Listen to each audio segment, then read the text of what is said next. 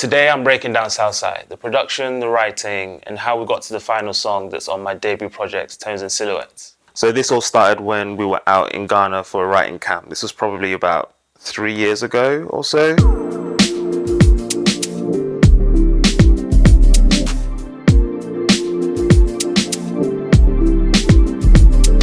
We were out there and I told my team that I needed some more sessions just to stay a little bit more busy, and someone connected us to Jazz Carriers, so we set up a session with her and she turned up with Molly.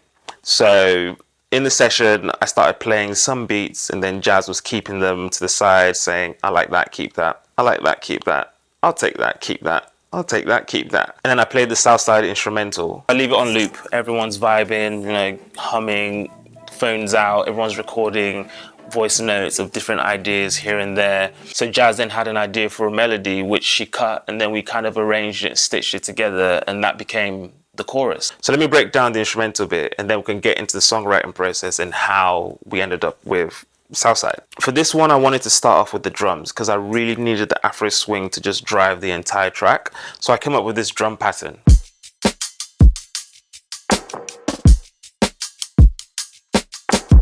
There's just enough in there to give you that little sway.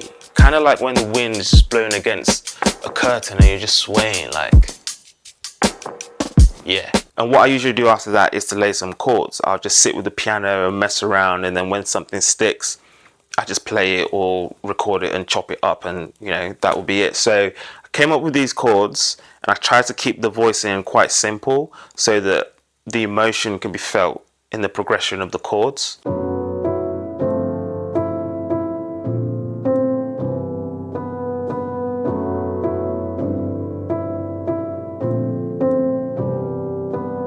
I could listen to that for hours, just so smooth. Now once I've got the chords locked in, the rest is kind of like just adding some textures and ear candy stuff that just kind of, you know, tucks in the background and just makes you go, ooh, what's that? Ooh, ooh, what's going on? Like, you know?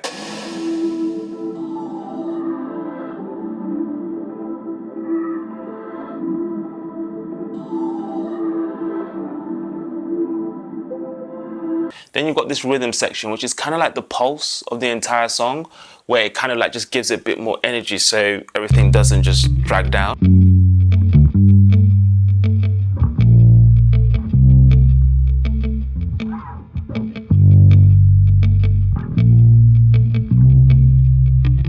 And once you put all of that together,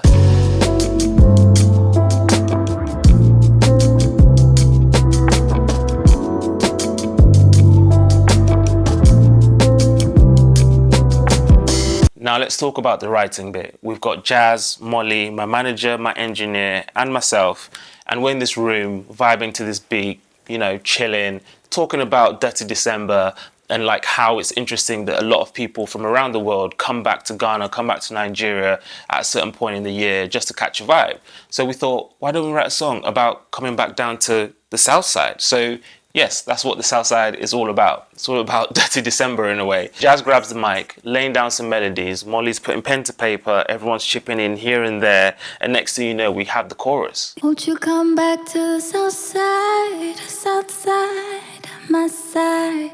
Can we go back to the first time? Your place or mine?